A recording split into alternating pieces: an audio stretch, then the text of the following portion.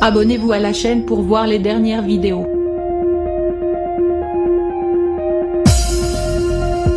Danny Masterson, qui incarnait le rôle de Steven Hyde dans la série Dead 70 Show, est accusé depuis 2017, en plein mouvement motor, de viol par plusieurs femmes pour des faits qui d'après Le Parisien se seraient déroulés entre 2001 et 2003.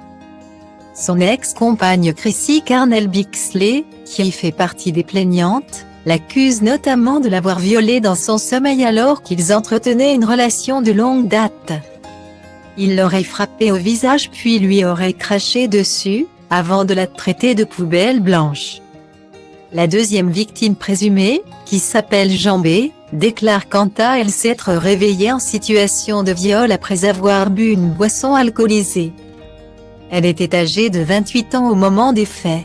Enfin, Nisha True, qui est la troisième plaignante, l'accuse de l'avoir violée chez lui fin 2003, alors qu'elle avait 23 ans.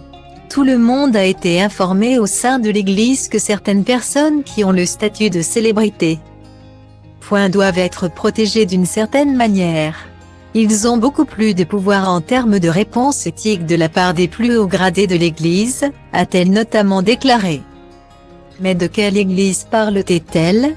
Pour rappel, ces trois plaignantes sont des ex-membres de l'Église de Scientologie dont l'acteur fait notamment partie lui aussi.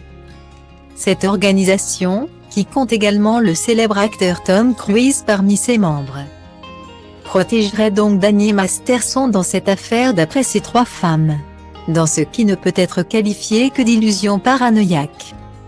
Les ex-petites amies de Monsieur Masterson et un des maris jaloux se sont regroupés pour inventer ces allégations absurdes et sectaires visant en grande partie l'Église de Scientologie, avait alors répondu Andrew Bretley, l'avocat de Danny Masterson, le 3 février 2020.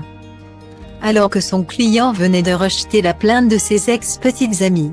Depuis, l'acteur continue de nier ces allégations et de plaider non coupable mais doit désormais se défendre au tribunal.